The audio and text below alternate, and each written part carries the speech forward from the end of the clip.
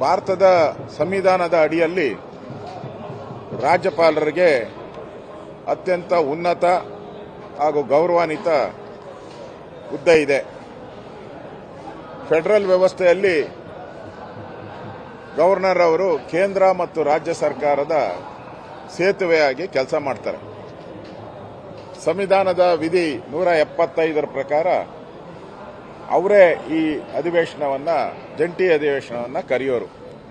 ಅವರ ಆದೇಶದ ಮೇಲೇನೆ ಈ ಜಂಟಿ ಅಧಿವೇಶನ ನಡೆಯೋದು.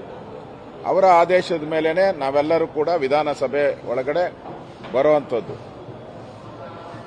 ಈ ಸರ್ಕಾರ ಕ್ಯಾಬಿನೆಟ್ ಇರ್ತಕ್ಕಂಥದ್ದು ರಾಜ್ಯಪಾಲರಿಗೆ ಸಲಹೆ ಕೊಡುವಂಥದ್ದು ಮತ್ತು ರಾಜ್ಯಪಾಲರು ಏನು ಮಾತಾಡಬೇಕು ಕರ್ನಾಟಕದ ಅಭಿವೃದ್ಧಿ ಬಗ್ಗೆ, ಅದರ ಬಗ್ಗೆ ಒಂದು ವಿಶ್ಲೇಷಣೆಯನ್ನ ಗವರ್ನರ್ ಭಾಷಣದಲ್ಲಿ ನಿರಂತರವಾಗಿ ಕೊಡ್ತಾ ಇದ್ದಾರೆ. ಎಲ್ಲರೂ ನಮ್ಮ ಸರ್ಕಾರ ಇದ್ದಾಗ ನಾವು ಮಾಡ್ತಾ ಇದ್ವಿ.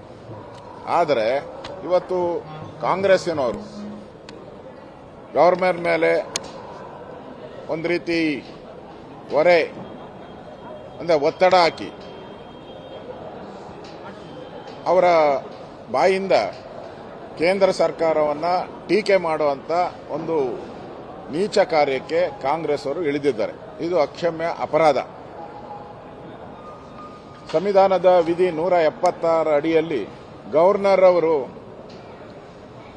ಕ್ಯಾಬಿನೆಟ್ಟಿನ ಏನು ಸಲಹೆ ಇದೆ ಅದರ ಪ್ರಕಾರ ಅವರು ಮಾತಾಡಬೇಕು ಅಂತ ಇದೆ 176 ವಿಧಿಯಲ್ಲಿ. ಆದರೆ ಕಟ್ಟುನಿಟ್ಟಾಗಿ ಹಿಂಗೆ ಮಾತಾಡಬೇಕು ಅಂತ ಏನಿಲ್ಲ, ಮಾತಾಡಬೇಕು ಅಂತ ಅಷ್ಟೇ ಇರೋದು. ಈಗ ಯಾವುದೋ ವೈಯಕ್ತಿಕ ನಿಂದನೆ ಇರ್ಬೋದು, ಅಶ್ಲೀಲ ಪದ ಪ್ರಯೋಗ ಇರ್ಬೋದು. ಮೊನ್ನೆ ಕೋಗಿಲು ಅಲ್ಲಿ ಬಾಂಗ್ಲಾದೇಶಿಯರಿಗೆ ನಾವು ಸೈಟ್ ಕೊಡಬಾರ್ದು ಅಂತ ಹೇಳಿದಿರಿ, ಮನೆ ಕೊಡಬಾರ್ದು ಅಂತ. ಆದ್ರೆ ಸರ್ಕಾರ ನಾವು ಕೊಟ್ಟೇ ಕೊಡ್ತೀರಿ ಅಂತ ಹೇಳ್ತಾರೆ. ಹಾಗಾದ್ರೆ ಈಗ ಬಾಂಗ್ಲಾದೇಶದವ್ರಿಗೆ ನಾವು ಮನೆ ಕೊಡ್ತೀರಿ ಅಂತ ಗವರ್ನರ್ ಕೈಲಿ ಹೇಳಿಸಿದ್ರೆ ಗವರ್ನರ್ ಓದ್ಬೇಕಂಗಾರೆ? ಗವರ್ನರು ಬಾಂಗ್ಲಾದೇಶಿಯರಿಗೆ ಕೊಡಬೇಕು ಅಂತ ಹೇಳಿದ್ರೆ ಗವರ್ನರ್ನ ಸ್ಥಿತಿ ಏನಾಗ್ತದೆ? ಅದರಿಂದ ನಾವೆಲ್ಲ ನೋಡಿದಿರಿ, ಇಲ್ಲೇ ವಿಧಾನಸೌಧದಲ್ಲೇ ಪಾಕಿಸ್ತಾನ ಜಿಂದಾಬಾದ್ ಅಂದಿರೋದು ನಾವು ನೋಡಿದಿರಿ. ಈ ತರ ಕಾಂಗ್ರೆಸ್ ಅವರು ಪದೇ ಪದೇ ಗವರ್ನರ್ಗೆ ಈ ತರ ಒತ್ತಡ ಏರಿರುವಂಥದ್ದು ಒಳ್ಳೆಯ ಸಂಪ್ರದಾಯ ಅಲ್ಲ. ಗವರ್ನರ್ಗೆ ಅವರದೇ ಆದಂತ ಇತಿಮಿತಿ ಇದೆ. ಗವರ್ನರ್ ಅವರು ಕ್ಯಾಬಿನೆಟ್ಟಿನ ಸಲಹೆ ತೆಗೆದುಕೊಂಡು ಅವರು ಮಾರ್ಪಾಡು ಮಾಡಕ್ಕೆ ಕೆಲವು ವಿಚಾರಗಳನ್ನು ಹೇಳಿದ್ದಾರೆ. ಇವರು ಒಂದು ರೀತಿ ದುರ್ಯೋಧನ ರೀತಿ ಹಠ ಹಿಡಿದಿದ್ದಾರೆ. ಈ ಅಧಿವೇಶನನೇ ಕರೆಯೋ ಅವಶ್ಯಕತೆ ಏನಿತ್ತು? ಜನರ ಹಣ, ಟ್ಯಾಕ್ಸ್ ಪೇಯರ್ಸ್ ಹಣ, ಅಭಿವೃದ್ಧಿಗೆ ದುಡ್ಡಿಲ್ಲ ಅಂತ ಒದ್ದಾಡ್ತಾ ಇದ್ದಾರೆ ಇಡೀ ಕರ್ನಾಟಕದಲ್ಲಿ. ಹಳ್ಳ ಬಿದ್ದ ರಸ್ತೆಗಳು, ಕಸದ ರಾಶಿ, ಯಾವುದೇ ಅಭಿವೃದ್ಧಿ ಕಾರ್ಯ ಆಗ್ತಾ ಇಲ್ಲ. ಅಧಿವೇಶನ ನಡೆಸೋಕೆ ಕೋಟ್ಯಾಂತರ ರೂಪಾಯಿ ಖರ್ಚು ಮಾಡ್ತೀರಿ. ಯಾರಿಗೆ? ಕೇಂದ್ರ ಸರ್ಕಾರನ ಬೈಯಕ್ಕೆ, ಕೇಂದ್ರ ಸರ್ಕಾರದ ವಿರುದ್ಧ ನಿರ್ಣಯ ಮಾಡಕ್ಕೆ. ನಾಚಿಕೆ ಆಗಲ್ವಾ ಕಾಂಗ್ರೆಸ್ ಅವರಿಗೆ? ಇವತ್ತು ಗವರ್ನರ್ ಅವ್ರಿಗೆ ಅಧಿಕಾರ ಇದೆ, ಯಾವುದು ಓದಬೇಕು ಯಾವುದು ಓದಬಾರದು ಅನ್ನೋದು ಸಂವಿಧಾನದಲ್ಲಿ ಅವ್ರಿಗೆ ಅಧಿಕಾರ ಇದೆ.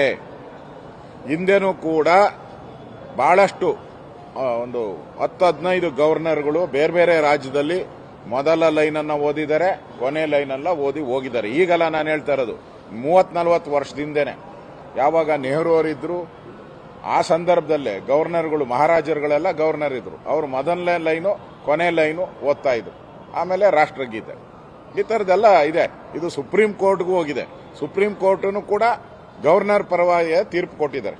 ಗವರ್ನರ್ಗೆ ಅಧಿಕಾರ ಇದೆ, ಅವ್ರು ಎಷ್ಟು ಓದಬೇಕು ಅನ್ನೋದನ್ನ ತೀರ್ಮಾನ ಮಾಡುವಂಥದ್ದು ಗವರ್ನರ್ಗೆ ಬಿಟ್ಟಿದ್ದೀನಿ.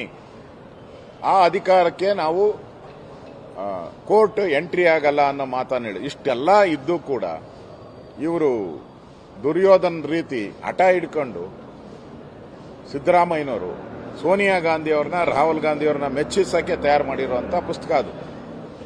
ಇದನ್ನ ಇಂಗ್ಲಿಷಲ್ಲೂ ಪ್ರಿಂಟ್ ಮಾಡಿ ಅವ್ರಿಗೊಂದು ಕಾಪಿ ಕಳಿಸಿ, ನನ್ನ ಉಳಿಸಿ ನೀವು, ಕರ್ನಾಟಕದಲ್ಲಿ ನನ್ನ ಉಳಿಸಿ ನೀವು, ನಾನು ನೋಡಿ ಈ ತರ ಎಲ್ಲ ಮೋದಿಯವರಿಗೆ ನಾನು ತೊಂದರೆ ಕೊಡ್ತೀನಿ, ಮೋದಿಯವರ ಕಾರ್ಯಕ್ರಮಕ್ಕೆ ಅಡ್ಡಿಪಡಿಸ್ತೀನಿ ಅಂತ ಹೇಳಕ್ಕೆ ಒಂದು ಹೇಳಿಕೆಯನ್ನ ರೆಡಿ ಮಾಡ್ಕೊಂಡಿದ್ದಾರೆ. ಇದು ರಾಜ್ಯದ ಜನತೆಯ ಹಿತಕ್ಕೆಲ್ಲ ಮಾಡಿರೋದು.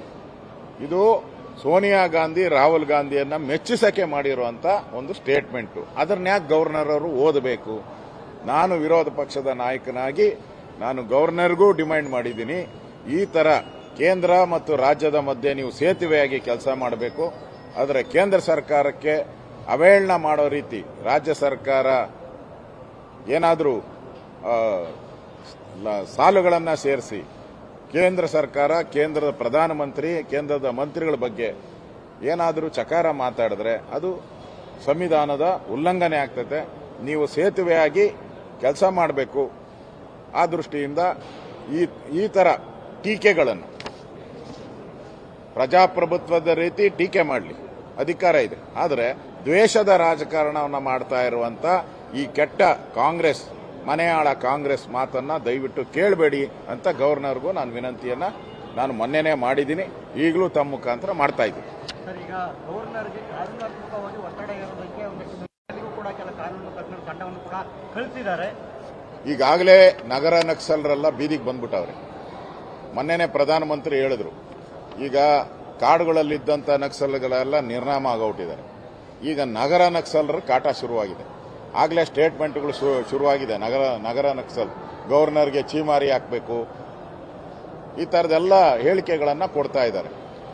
ಈ ನಗರ ನಕ್ಸಲರ ಕಾಟ ಇದ್ದಿದ್ದೇ, ಇದನ್ನ ಎದುರಿಸ್ಕೊಂಡು ಹೋಗುವಂಥ ಶಕ್ತಿ ಈ ದೇಶಕ್ಕೆ ಇದೆ.